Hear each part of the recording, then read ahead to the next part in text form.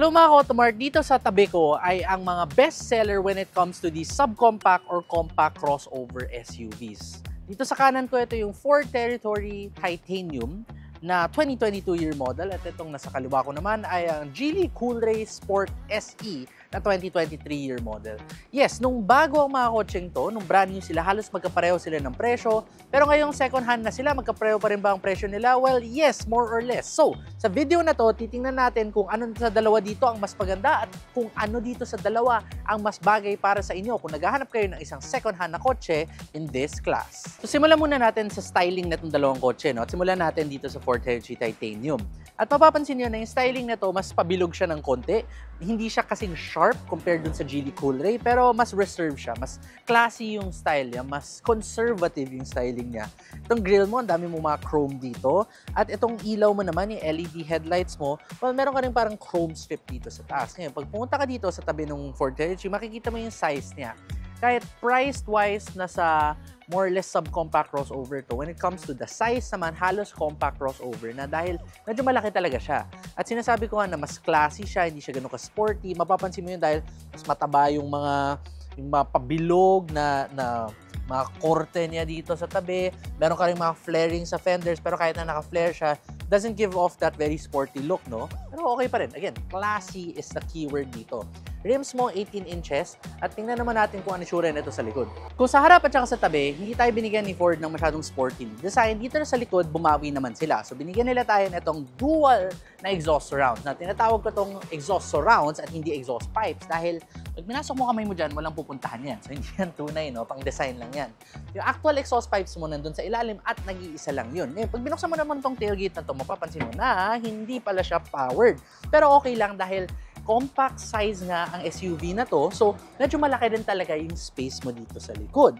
Ngayon, pag kulang pa rin yan, nafa-fold down rin yung rear seats and 60/40 to really expand your storage space. And pag finold down mo, talagang lalaki na talaga ang storage space mo dito. Ngayon, meron ka rin false floor na kung saan mahanap mo isang space saver spare tire. So in terms of emergency cases, this is very good. Unlike other vehicles na puro tire sealant na lang, diba? Tsaka tire repair kit. Ito, meron ka pang space saver spare tire. Pagdating naman natin dito sa Geely Coolray Sport SE, no, mapapansin nyo na very sporty talaga yung design niya. Instead of going for something a little bit more upscale na classy, dito sporty talaga ang peg. So for example, yung grill mo, wala kang makikitang chrome dito except for around the Geely logo kasi yun naman talaga ang logo ng Geely, diba? Pero puro black ka dito, pati yung bumper mo, meron ka bang parang front splitter dito and to add extra sportiness, meron pa parang racing stripes, no? LED na rin ang headlights mo dito at sa tabi naman nitong kotse, mapapansin mo na kahit naka 18-inch rims ka rin, black out ang gulong mo, ang wheels mo rather. So again, very sporty look, red painted pa ang calipers, pero this is where the biggest downside of the Geely Coolray comes in compared dun sa Ford Territory dahil mas maliit talaga ang Geely Coolray. So ito ang tunay na subcompact in terms of size. So pag naghahanap ka ng mas malaki konti na kotse, well, siguro doon ka na sa kabila. Pero for people looking for that sporty look, dito ka talaga. To add more to that sporty look, meron ka pang parang mga faux carbon fiber dito sa wing mirror cups mo. Meron ka pang blacked out roof to give you that floating roof effect. At mapapansin mo rin na meron ka pang spoiler dito sa taas, sa likod. Kung doon sa Ford Territory Titanium, meron kang dalawang faux exhaust surrounds. Dito sa Geely Coolray Sport SE naman, meron kang apat na tunay na exhaust pipe at makikita mo yan dyan sa baba. At the same time, meron ka na rin yung parang faux carbon fiber na splitter sa likod. Ito yung sinasabi kong spoiler kanina at pag tingnan mo yan, silipin mo yan sa ilalim, meron pang extra of that faux carbon fiber look. Ngayon, ito, power tailgate na to, mapapansin mo na, yan, power na siya. At makikita mo na madami akong tambak dito dahil personal car ko to. Pero, ang pinaka mapapansin mo dito is although meron kang power tailgate, yung space mo hindi nga siya ganun kalaki dahil subcompact nga lang talaga siya versus the Ford Territory na compact. Pero just in case kulang to, pwede mo pa rin naman i-fold down yung rear seat 60/40 just like the Ford Territory. But now, with that said, we do have to give it a verdict when it comes to exterior. Ano nga bang mas magandang exterior when it comes to Geely Coolray versus Ford Territory? I think I will have to give the win to the Geely Coolray dahil mas modern ang look niya, mas sporty rin ang look niya, at kahit na mas maliit siya, well, hindi naman ganun kalayo, honestly. Difference sila in size. Ngayon, pag-usapan natin ang mas importanteng pag-usapan at yan ang mga makina na itong dalawang kotse. Pareho silang may 1.5 liter turbocharged gasoline engine. Pero ang difference is, dito sa Geely Coolray, 3-cylinder lang yan. Dito naman sa Ford Territory Titanium, 4-cylinder yan. Kaso, ano nga ba talaga ang mas swabe dito sa dalawang makina? Kadalasan, isipin natin na yung 4-cylinder yung mas swabe. Pero in practice, di rin natin alam bakit mas swabe yung 3-cylinder ng Geely Coolray. At the same time, pagdating sa power figures naman, meron kang 177 horsepower at 255 Nm of torque dito sa Geely Coolray. At naka-pair yan sa isang 7-speed dual-clutch transmission. Dito naman sa Ford Territory Titanium, meron kang 143 horsepower lamang at 225 Nm of torque paired sa isang CVT. Ngayon, halatang-halata naman na mas mataas ang power figures ng Geely Coolray. And yet, mas maliit pa siya, so mas magaan siya ng konti. So, pag hinahanap mo yung mas matuling kotse, definitely dito ka sa Geely Coolray. Pero, pag naghahanap ka naman ng mas matipid, well, dito ka na dapat sa Ford Territory. Because although halos pareho lang ang fuel economy figures nila, mas lamang ng konti in terms of tipid ang Ford Territory. So, in that case, when it comes to the engine and sa tipid, kailangan bigyan natin ng tie dahil mas matulin itong Coolray pero mas matipid naman ang Ford Territory Titanium Plus. So pag-usapan naman natin ngayon yung interior at saka yung driving nitong Ford Territory Titanium muna. At unang mapapansin mo dito is kung gaano kaluwag talaga itong cabin na meron ka. Dahil mas malaki nga siya, especially for its class, ang luwag talaga ng feeling dito sa loob. Very spacious and very classy yung dating niya, just like the exterior. At mapapansin mo yan with the use of a lot of leather materials, a lot of these wood paneling. Marami ka na rin piano black dito. At especially doon sa rear seats, no, it's really tuned, it's really made for passenger comfort kasi not only are the rear seats spacious, pero meron ka rin rear air vents doon na makikita niyo mamaya. Unfortunately, wala naman doon sa Geely Coolray. For other amenities mo dito, no, meron kang digital instrument cluster na malinaw. Meron ka rin itong center touchscreen na may Apple CarPlay na rin. Ang issue ko lang is yung center touchscreen na to, madalas siya nag-hang, number one, at hindi siya ganun ka-responsive. So, minsan pag nagda-drive ka, gusto mo mag-set ng kung ano-ano dito, including yung aircon mo, yung CarPlay mo, medyo hassle siya. Yun lang naman. Pero it's not really a deal breaker. Nakakainis lang. Sa taas, meron ka na rin panoramic sunroof at kung hindi mo pa napansin, you have full leather seats in here. Now, the driving naman of the Ford Territory, honestly, hindi siya inspiring. It doesn't make you drive fast, no? But yung takbong chubby lang. And masarap talaga siya i-drive when it comes to that dahil komportable siya. Maganda yung pag-deal niya with mga lubak sa kalsada. Hindi mo masyadong ramdam yung mga lubak. And kahit na tumatakbo ka na ng mabilis sa highway, for example, tahimik pa rin siya dito. So, yun, the best way to describe the driving experience here is comfortable. Comfortable talaga. And speaking of highway driving experience rin, isa pang lamang netong Ford Territory na to compared dun sa Geely Coolray is meron kang advanced driver assistance system. So, meron kang adaptive cruise control, meron kang autonomous emergency braking, meron kang lane keeping assist, meron kang lane departure warning, which means that it can somehow drive itself. Kailangan mo pa rin hawakan yung manibela at kailangan mo pa rin maging alert. But, for the most part, on the highway, kaya nang gumalaw mag-isa ng manibela, lalo na pag lumalabas ka na sa lane, kaya nang sundan yung kotse sa harap para hindi mo na kailangan mag-brake and accelerate by yourself. Ganun. Gandang features lang. But don't rely on it 100% naman. Pero yun nga, sabi ko kanina, dahil naka-CVT ito, kahit anong tapak mo dito, hindi crisp yung mga shifts mo kasi wala ka nang shift eh. Ang CVT, isang klaseng transmission yan na wala talagang gears. Parang goma yan eh. Parang, mahirap explain. So, parang goma yan. So, it's made for efficiency. It's not made for speed. It's not made for power. So, it doesn't feel fast. Hindi matulin ang pakiramdam nitong Ford Territory. But again, it's smooth.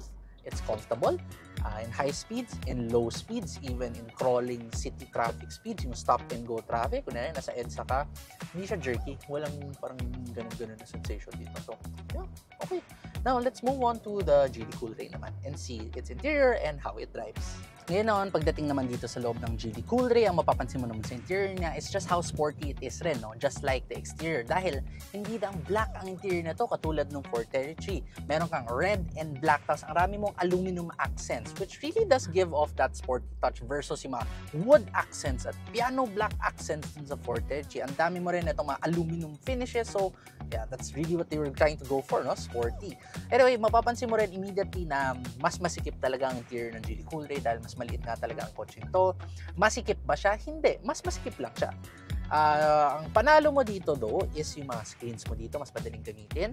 Meron ka na itong digital instrument cluster din katulad ng Ford Territory at meron ka na rin itong center touchscreen na unfortunately walang Apple CarPlay at Android Auto. May mapapansin nga Apple CarPlay ngayon dahil sinide load ko na yan, ako na mismo naglagay niyan, pero ang stock walang kasama yan. But still, this is a very easy to use touchscreen, no?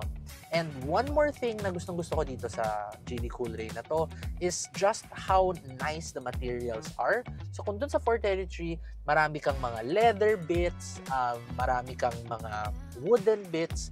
Dito, kahit na ganun din siya, yung quality na mafe-feel mo, kung pinindot mo siya, kung ginalaw-galaw mo siya. For example, ito naman, kung ginalaw-galaw mo siya, talagang alam mo yung solid nung pakiramdam eh.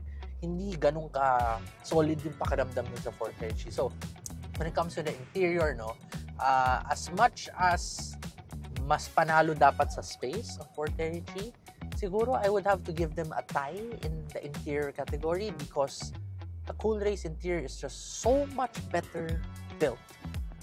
Mas high quality talaga interior ng Geely Coolray. But anyway, with that said, proceed na tayo dito sa driving segment. And immediately, pag dinadrive mo tong Geely Coolray, mapapansin mo agad kung gaano ka nimble, gaano ka agile, kung gaano ka sarap i-drive ang Geely Coolray.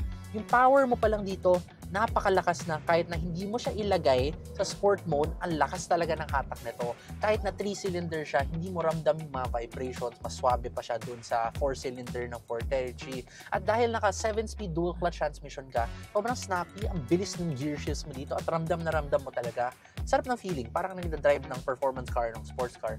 Siyempre hindi siya ganun katulid pa rin, hindi pa rin naman siya performance car. Pero for a subcompact crossover SUV, this will really give you a very exciting kind of drive. At the same time, yung handling mo, dahil maliit siya at very nimble, sarap rin ang handling niya. Maganda siya i-push over corners, maganda siya dalhin sa mga twisty roads, sa mga mountain roads. Pag akit ka ng Tagaytay, ng Baguio, for example, mas matutuwa ka talaga dito sa Geely Coolray, no?